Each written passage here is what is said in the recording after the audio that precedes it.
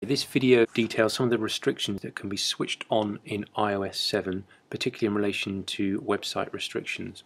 The first thing you will need to do is to switch on the restrictions to enable them. So select Settings, General, scroll down till you find Restrictions, and you have to switch these on. You have to enable these restrictions.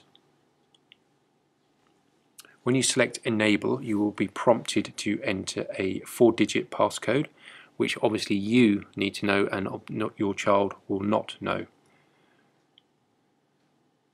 So enter this and then repeat it. You are now presented with a list of options to restrict the iPad.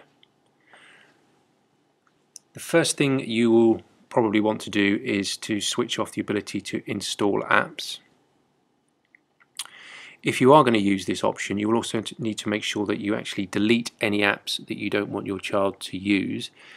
So you delete apps by selecting and holding down the app till they start to shake, and then you click the cross in the left hand corner.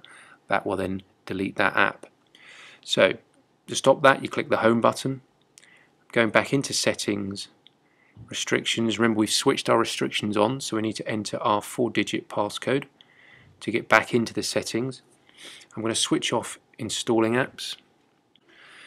As you can see, you can also switch off various other options. You can switch off FaceTime, you can switch off the ability to delete apps, in-app purchases, and the iTunes store where you can purchase music, films and videos.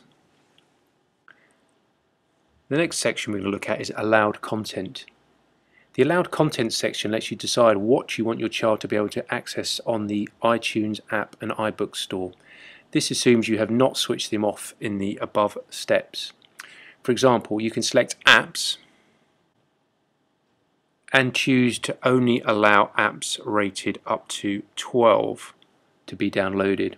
That way any apps which are in the App Store that are rated 17 plus will not be allowed to be downloaded, and will, if there are any on the iPad, they will be removed. The don't allow apps option is not recommended because obviously that will remove every app that's already installed on the iPad, which obviously isn't very useful for when they're in school. The next restriction that we're going to take a look at is websites. This is a new feature of iOS 7, the ability to restrict websites. You can see on this one at the moment all websites are allowed through the Safari web browser. You can limit adult content. This analyzes a website for adult content and filters it on this basis. If you select this option, it will also allow the option to add a website which is being filtered, or to never allow a website which is not getting filtered.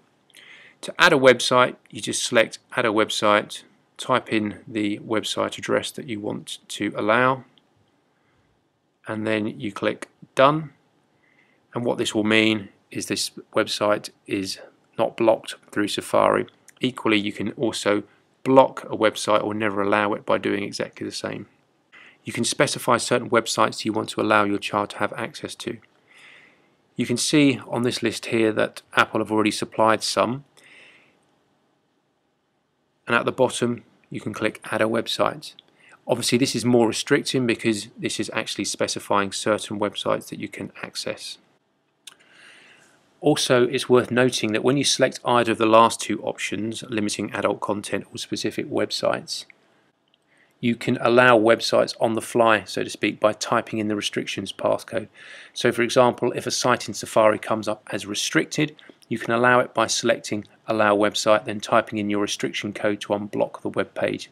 This will then be added to the allowed website link within the website restrictions.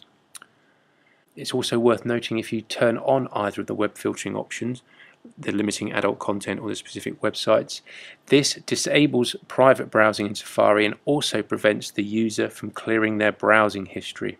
That this does not prevent private browsing or clearing history of any other browsers that are installed on the iPad, such as Google Chrome. So if you have a concern about browsing history and that being deleted or private browsing, it's probably best if you delete the browsers that are already on the iPad first.